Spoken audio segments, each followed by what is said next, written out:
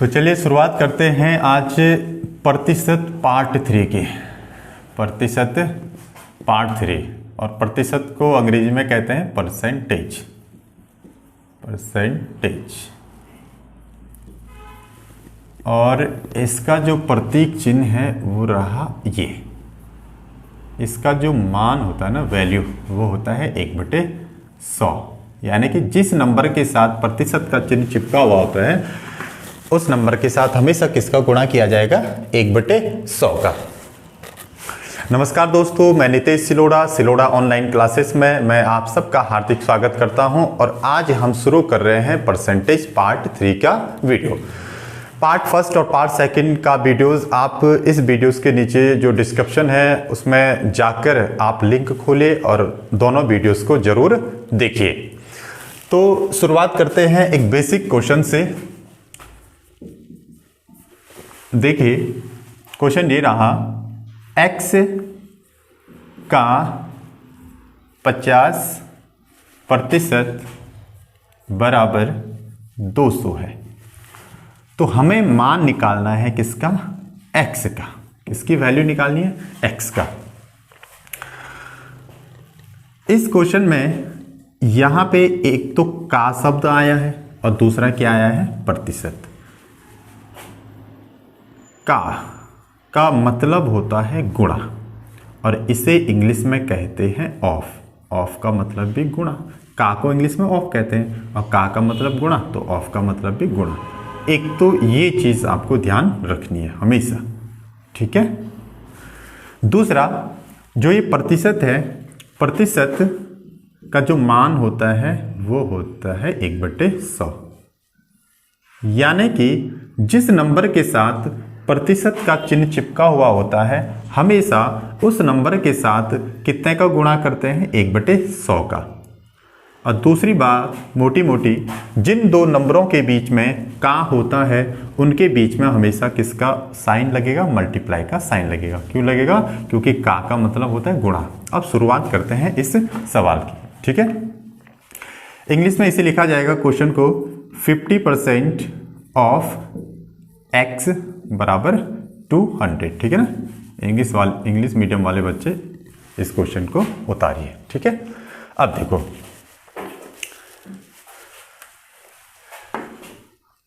Solve, ठीक है, solve.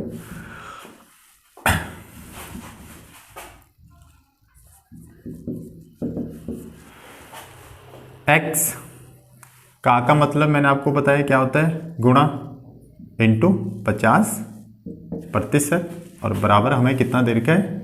200। अब इस प्रतिशत का साइन हटाना है तो कितना लिखना पड़ेगा? 1/100। और 1/100 लिखना पड़ेगा लेकिन मल्टीप्लाई में लिखना पड़ेगा, ठीक है। तो x इंटू 50 इंटू 1/100 बराबर कितना हो जाएगा? 200। फिर कह रहा हूं, बार बार ध्यान रखिए, जिस नंबर के साथ प्रतिशत का चिन्ह चिपका हुआ होता है उस नंबर के साथ हमेशा कितने का मल्टीप्लाई किया जाएगा? 1/100 का। क्योंकि 1/100 का मान किसके बराबर होता है? प्रतिशत के बराबर। अब देखिए, ऊपर क्या है? 50 और नीचे क्या है? 100। तो इस 50 से 100 कितनी बार कट जाएगा? 2 बार। तो हमारे पास आया x इंटू ये बचा 1/2 और बराबर 200, ठीक है। अब ये x और ये क्या है? 1/2। दोनों के बीच में कौन सा साइन लगा है? मल्टीप्लाई का साइन। तो x किसके साथ मल्टीप्लाई होगा? 1 से साथ। तो x इंटू 1 कितना हो जाएगा? x और बटे कितना हो जाएगा? 2 और ये बराबर हो जाएगा कितना? 200, ठीक है। अब देखिए, यहाँ पे एक चीज ध्यान रखना कि x/2 क्या है? फ्रैक्शन के रूप में है और यहाँ केवल क्या है? 200 है। जो मैथ्स वाले बच्चे होते हैं उनको यहाँ पे दिक्कत नहीं होती है इसको कैलकुलेट करने में, लेकिन जो मैथ्स बैकग्राउंड के बच्चे नहीं होते हैं उनको थोड़ा सा दिक्कत हो सकती है। तो ध्यान रखिए, जो बराबर है ना, बराबर के इस तरफ एक भिन्न है आपकी x/2 किस रूप में? p/q के रूप में है, ठीक है। भिन्न है ये x/2, लेकिन यहाँ भिन्न नहीं है। तो यहाँ भी सबसे पहले क्या बनाओ? भिन्न बनाओ। तो 200 बटे क्या लिख देंगे? 1। अब देखिए बीच में किसका साइन है? बराबर का साइन। इधर भी भिन्न, बराबर के उस तरफ भी क्या है भिन्न, तो यहाँ पे अब करते हैं क्रॉस मल्टीप्लाई। क्या? Cross multiply. तो ये 1 किसके साथ मल्टीप्लाई होगा? x के साथ, तो x इंटू 1, और बीच में किसका साइन है? बराबर का साइन। और ये 2 किसके साथ मल्टीप्लाई होगा? इस 200 के साथ। ये कॉन्सेप्ट है, ठीक है ना, इसको ध्यान रखिए। तो x इंटू 1 कितना हो जाएगा? x बराबर 2 इंटू 200 कितना हो जाएगा? 400। तो x का मान कितना आ गया? 400। ठीक है, देखिए एक बार फिर से रिवीजन कर लेते हैं। हमारे पास सवाल क्या था? x का 50% कितना है? 200। ये था हमारे पास क्वेश्चन, x का 50% बराबर 200। ठीक है, तो हमें किसका मान निकालना है? x का मान निकालना था। इंग्लिश में इसी क्वेश्चन को कैसे लिखा जाता है? 50% ऑफ x बराबर 200। तो find the value of x। मैंने आपको कहा कि जो का है, का का मतलब होता है गुणा, और का को इंग्लिश में कहते हैं ऑफ। ऑफ का मतलब भी क्या होता है? गुणा। दूसरी बात, जो प्रतिशत होता है, प्रतिशत का साइन है ये, और इसका जो मान होता है वो होता है 1/100। जिस नंबर के साथ प्रतिशत का साइन चिपका होता है उस नंबर के साथ हमेशा 1/100 का क्या करते हैं? मल्टीप्लाई करते हैं, अगर प्रतिशत का साइन क्या करना है? हटाना है। तो हमने क्या किया? x इस का की जगह रख दिया इंटू, और यहाँ लिख दिया 50% और बराबर 200। फिर प्रतिशत का साइन हटाया हमने। कौन सा साइन? प्रतिशत का साइन हटाया, और इसके स्थान पे 1/100 लिख दिया। अब 50 से 100 कट गया। कटा क्यों? क्योंकि बीच में कौन सा साइन है? मल्टीप्लाई का साइन। जब मल्टीप्लाई का साइन हो तभी कटेगा, ध्यान रखना। अगर मल्टीप्लाई का साइन नहीं होता यहाँ पे तो तब नंबर नहीं कट पाते।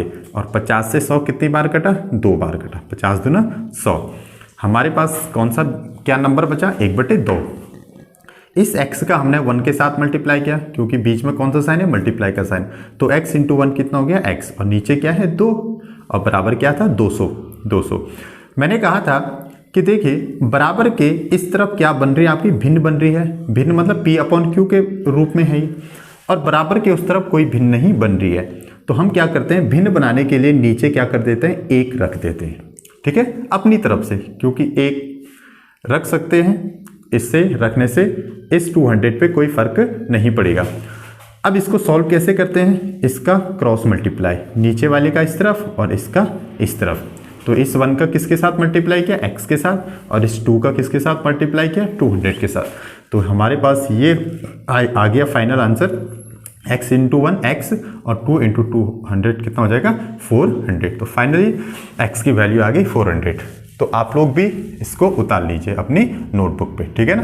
तो चलिए 5-10 सेकंड में इस क्वेश्चन को उतारिए, फिर अगला क्वेश्चन शुरू करते हैं।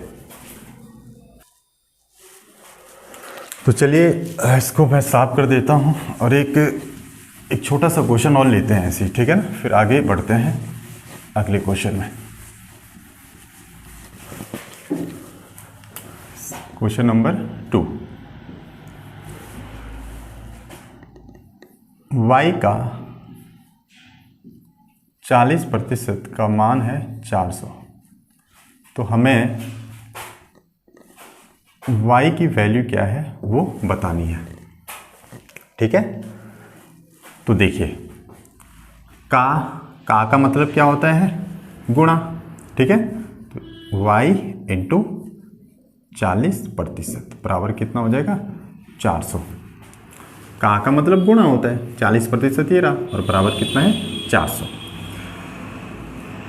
फिर इसे आगे सॉल्व करेंगे, तो y इंटू 40 इंटू प्रतिशत की जगह क्या रख देंगे? 1/100। बार बार कह रहा हूँ कि प्रतिशत का जो मान होता है वो होता है 1/100, और जब भी किसी नंबर से प्रतिशत का चिन्ह हटाना हो तो उस नंबर में 1/100 का गुणा कर देते हैं। ये हो जाएगा बराबर 400। अब ध्यान रखना, y इंटू ये 40 किससे मल्टीप्लाई होगा? 1 के साथ, तो ये हो जाएगा 40, और बटे कितना हो जाएगा? 100 बराबर 400। ऊपर का नीचे का 1 जीरो कट, ऊपर का भी 1 जीरो कट, ठीक है। हमारे पास क्या बचा है? y इंटू 4/10 बराबर 400।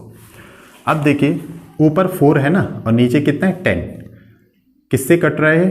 2 5 10, 2 2 4। यहाँ पे एक चीज़ हमेशा ध्यान रखना, जो बच्चे मैथ्स बैकग्राउंड के नहीं हैं वो एक गलती अक्सर कर देते हैं। जैसे 4/10 था, तो अगर जो ऊपर वाला नंबर है अगर हम उसे 2 से काट रहे हैं तो नीचे वाला नंबर भी किससे कटेगा, 2 से ही कटेगा, ध्यान रखना।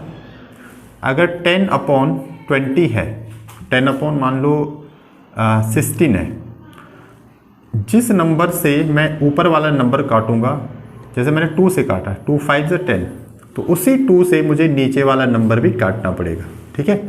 मैं ऐसा नहीं करूंगा कि जैसे 20/10 है, ऊपर तो मैंने 2 से काट दिया, 2 10 से 20, और नीचे मैंने 5 से काट दिया, ये गलत तरीका है।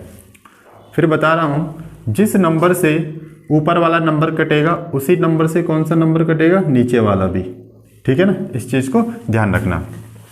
जैसे यहाँ पे मैंने 2 से काटा था 4, 2 2 4, तो 2 से ही मुझे नीचे वाला नंबर भी काटना है, तो कितनी बार कटेगा, 5 बार। तो ये क्या आ गया, देखो y इंटू कितना आ गया, 2/5, और बराबर कितना है, इसको तो यहाँ पे लिखता हूँ, ये हो गया y इंटू 2/5, और बराबर कितना हो गया, 400, ठीक है। y 2 के साथ मल्टीप्लाई होगा तो ये हो जाएगा 2y/5 बराबर 400।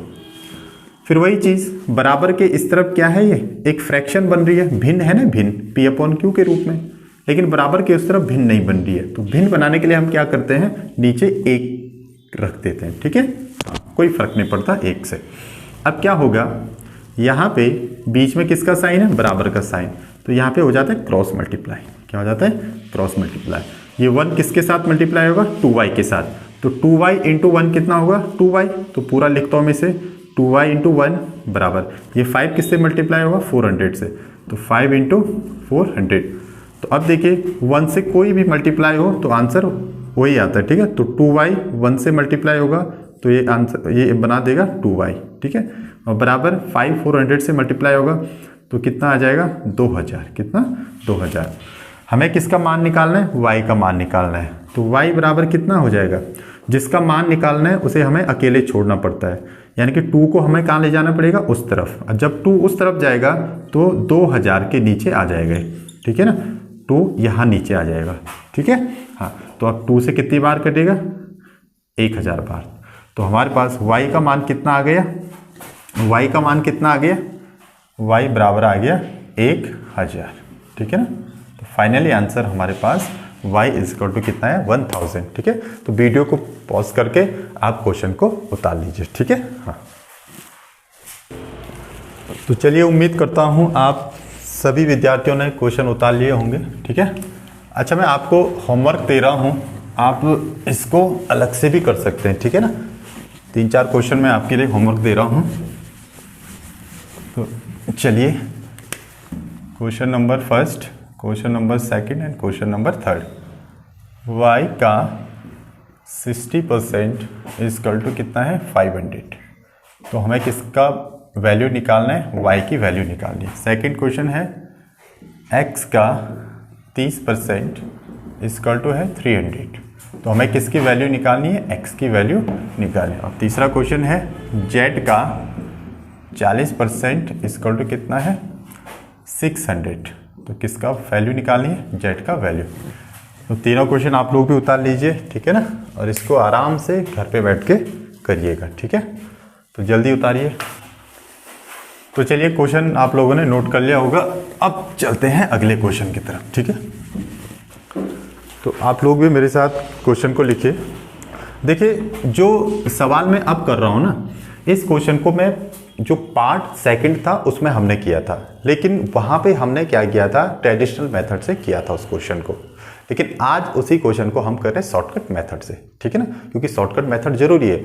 जो भी एक दिवसीय जितने भी क्या होते हैं परीक्षाएं होती हैं, उसमें आप लोगों को इतना टाइम नहीं मिलता कि आप ट्रेडिशनल मेथड से क्वेश्चन को कर सकें, ठीक है। लेकिन हाँ, ट्रेडिशनल मेथड भी आना चाहिए आपको, तभी जाकर आप क्या कर सकते हैं, शॉर्टकट मेथड से उस क्वेश्चन को कर सकते हैं।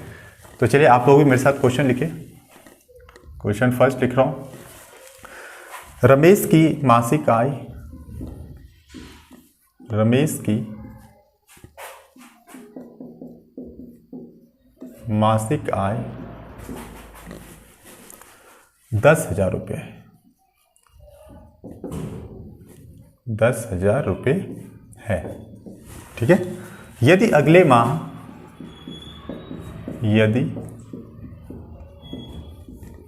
माह उसकी आय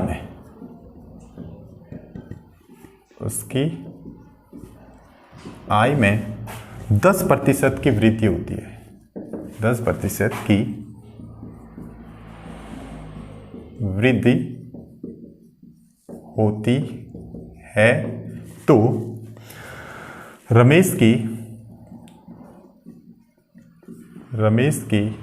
नई आय ज्ञात करो।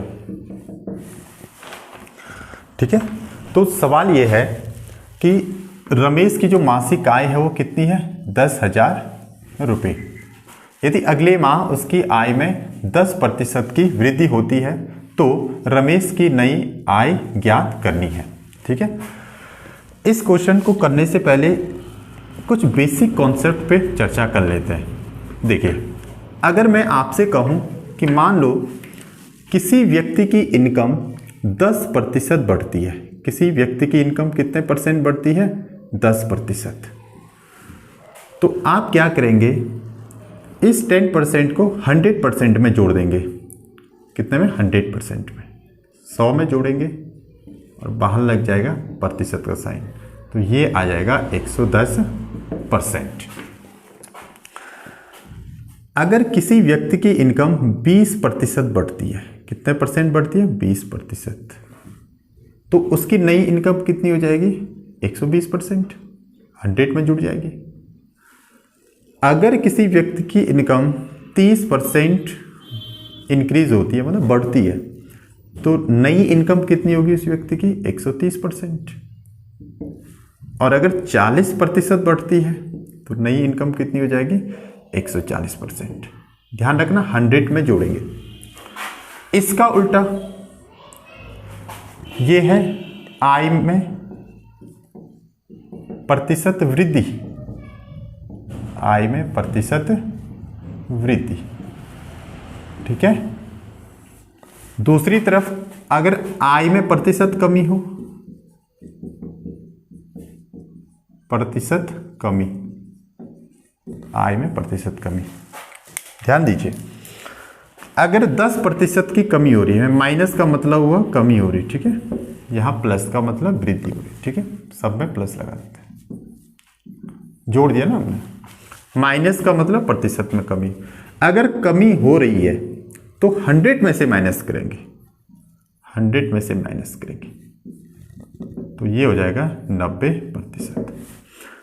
अगर मैं कहूं कि 20% की कमी हो रही है तो तब कितना लिखेंगे, 80%। 100 माइनस 20 80 तो होता है। अगर 30% की कमी हो रही है तो ये हो जाएगा 70%। और अगर 40% की कमी हो रही है तो तब लिखेंगे 60%। ये समझ गए ना, 80 कहाँ से आया, 100 में से 20 माइनस किया तब जाके 80 आया, 100 में से 30 माइनस किया तब 70 आया, 100 में से 40 माइनस किया तब 60 आया। देखिए, ये चीज़ें आपको ध्यान में रखनी है और यहीं से निकलेगा हमारा कौन सा मेथड, शॉर्टकट मेथड। फिर बता रहा हूँ, बड़े ध्यान से देखिए। आय में प्रतिशत वृद्धि का मतलब क्या है, अगर 10% की वृद्धि हो रही है तो हम उसे लिखेंगे 110%। अगर 20% की वृद्धि हो रही है तो उसे लिखेंगे 120%। अगर 30% की वृद्धि हो रही है तो उसे लिखेंगे 130%। अगर 40% की वृद्धि हो रही है तो उसे लिखेंगे 140%। अगर आय में प्रतिशत कमी हो रही है, मान लो 10% की कमी हो रही है तो उसे लिखेंगे 90%, 100 में से माइनस करेंगे। अगर 20% की कमी हो रही है तो 80% लिखेंगे। अगर 30% की कमी हो रही है तो 70% लिखेंगे। और अगर 40% की कमी हो रही है तो 60% लिखेंगे। अब आपके दिमाग में एक क्वेश्चन आना चाहिए कि हम 100 में ही 100 में ही क्यों प्लस कर रहे हैं और 100 से ही क्यों माइनस कर रहे हैं। भाई आना चाहिए ना, कॉन्सेप्ट तो यही है। ऐसा हमने 200 में क्यों नहीं किया प्लस, या 300 में क्यों नहीं जोड़ा, 100 में ही क्यों जोड़ा। देखिए, एक चीज हमेशा ध्यान रखना, इनकम जो होती है वो अपने आप में कितने परसेंट होती है? 100% होती है। किसी की भी इनकम अपने आप में क्या होती है? 100% होती है। जैसे एक छोटे एग्जाम्पल से समझते हैं, छोटे एग्जाम्पल से मान लो एक व्यक्ति है एक्स और एक व्यक्ति है वाई। एक्स की जो इनकम है मान लो वो 10,000 रुपये है। कितने रुपए है? 10,000 रुपये है। और वाई की इनकम कितनी है? 50,000 रुपये। कितनी है?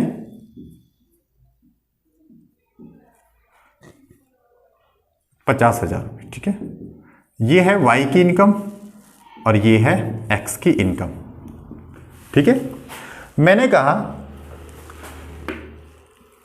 किसी महीने वाई को जो सैलरी मिली, जो इनकम मिली, वो मिली 25,000 रुपये। कितने? 25,000 रुपये। 25,000 का मतलब क्या है? वाई क्या बोलेगा घर आके कि मुझे मेरी इनकम का कितना मिला? 50% मिला। कितना मिला? 50% मिला। अब दूसरा व्यक्ति है एक्स। मान लो एक्स को किसी महीने 10,000 की जगह कितने मिले? 5,000 रुपये। कितने मिले? 5,000 रुपये। तो वाई क्या बोलेगा कि मुझे कितना मिला? मेरी इनकम का 50% मिला। अब यहां पे एक चीज ध्यान रखना, इनकम किसी की कम हो या इनकम किसी की ज्यादा हो, अपने आप में हमेशा कितना होता है? 100% होता है। समझ रहे हो? इनकम चाहे किसी की 10,000 हो या किसी दूसरे व्यक्ति की 50,000 हो, दोनों इनकम अपने आप में 100% है। इसीलिए जब भी इनकम में प्रतिशत वृद्धि होती है तो हम बेस किसको मान के चलते हैं? 100% को मान के चलते हैं। अब शायद डाउट क्लियर हो गया होगा कि हमने 100 से ही क्यों प्लस किया। क्यों? क्योंकि इनकम अपने आप में क्या होती है? 100% होती है। चाहे वो इनकम किसी की ज़्यादा है, चाहे वो इनकम कम है। ठीक है, हाँ, इसीलिए हमने 100 में से माइनस किया और यहाँ 100 में से क्या किया? प्लस किया। अब इसी लॉजिक को पकड़ के हम इस क्वेश्चन को क्या करेंगे? सॉल्व करेंगे। इसको आप नोट कर लीजिए, फिर मैं इसको साफ करके फिर क्वेश्चन सॉल्व करेंगे। ठीक है ना? 5 सेकंड में उतारिए।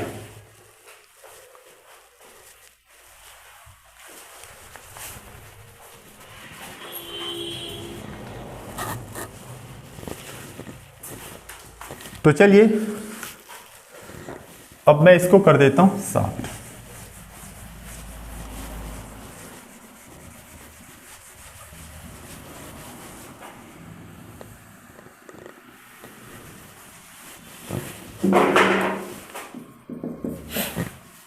अब देखिए, यहां हमसे पूछा गया है, बताया गया है कि रमेश की जो मासिक आय है वो कितनी है? 10,000 रुपये है। तो मैंने यहां पे रमेश की मासिक आय लिख दी 10,000 रुपये।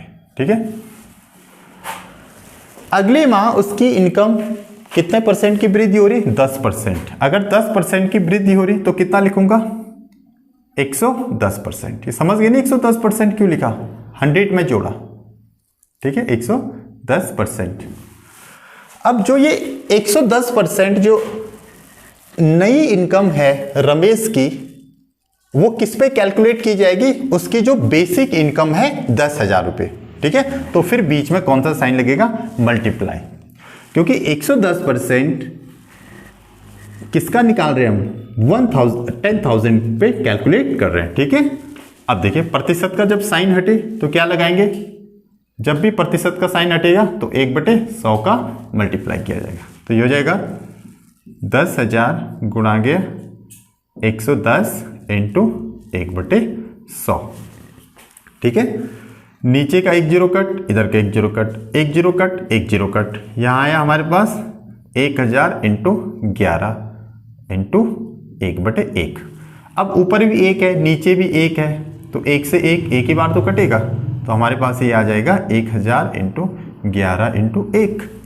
अब 11 से मल्टीप्लाई करो इसे तो हो जाएगा 0 0 0, 11 इंटू 1 11 इंटू 1। तो फाइनल आंसर हमारे पास आ जाएगा 11,000 रुपीज। तो यानी कि जो रमेश की नई इनकम है वो कितनी है? यहाँ पे लिख देते हैं, रमेश की नई आय कितनी है? 11,000 रुपये। ठीक है, एक बार फिर से मैं बता रहा हूं कि उसकी आय में 10% की जो वृद्धि हुई थी, हमने 100 में जोड़ा, तब जाके ये 110% आया। ठीक है, तो वीडियो को पॉज करके आप इस क्वेश्चन को उतार लीजिए।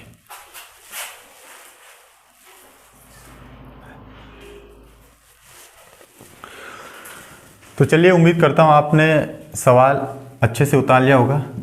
अब इसको कर देता हूं मैं साफ। ठीक है, अब देखिए, ये सवाल तो था वृद्धि वाला। अब एक सवाल लेते हैं कमी वाला। यहां मैं चेंज कर देता हूं, यहां लिख देते हैं 5,000 रुपये, 5,000 रुपये। ठीक है, और यहां लिख देते हैं कितना? 20%। और यहां जो शब्द था वृद्धि, यहां पे लिख देते हैं कमी। क्या लिख देते हैं? कमी। अब देखिए, सवाल तो वही है, केवल हमने वृद्धि की जगह कमी कर दिया। ठीक है, और थोड़ा डिजिट चेंज कर दिया। सवाल में बताया गया है कि रमेश की मासिक आय 5,000 रुपये है। यदि अगले माह उसकी आय में, इनकम में 20% की कमी होती है तो रमेश की नई आय बताइए, यानी कि इनकम बताइए। बिल्कुल उसी तरीके से करना है जैसे हमने इससे पहले वाला क्वेश्चन किया। वहाँ हमने क्या किया? 100 में प्लस किया, यहाँ हमें 100 में माइनस करना है। ठीक है, तो सबसे पहले इनकम लिख दीजिए 5,000, और आय में अगर 20% की कमी आ रही है तो इसको लिखेंगे 80%। ये समझना जरूरी है। ठीक है ना, 80% क्यों लिखा? क्योंकि कमी आ रही है। 100 में से क्या किया? -20 किया। ठीक है, तो तभी तो आए 80%। हाँ, ये जो 80% है, ये किस पे कैलकुलेट किया जाएगा? 5,000 पे। तो इसीलिए बीच में क्या लगेगा? मल्टीप्लाई का साइन। ठीक है, अब देखिए, प्रतिशत का साइन हटेगा तो क्या करेंगे? बोलो,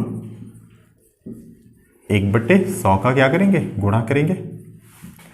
नीचे का एक जीरो कट, ऊपर का भी एक जीरो कट, इधर भी कट, इधर भी कट। हमारे पास क्या डिजिट बचा? 500 × 8 × 1/1। ऊपर भी एक, नीचे भी एक, एक से एक कट एक बार, तो क्या बचा? 500 × 8 × 1। अब 8 500 से मल्टीप्लाई होगा तो कितना बना देगा? 8 पंजे 40, 4,000 × 1।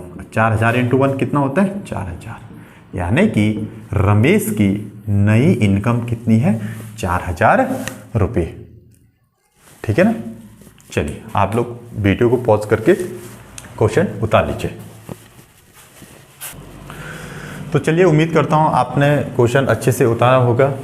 अगर आप लोगों को मेरी वीडियोस अच्छी लगी तो प्लीज़ वीडियोस को ज़रूर लाइक कीजिएगा और चैनल को सब्सक्राइब भी ज़रूर कीजिएगा। आपके जो भी डाउट्स हैं वो आप नीचे कमेंट बॉक्स में लिखिएगा। ठीक है ना, तो मिलते हैं अगले वीडियोस में। Thank you.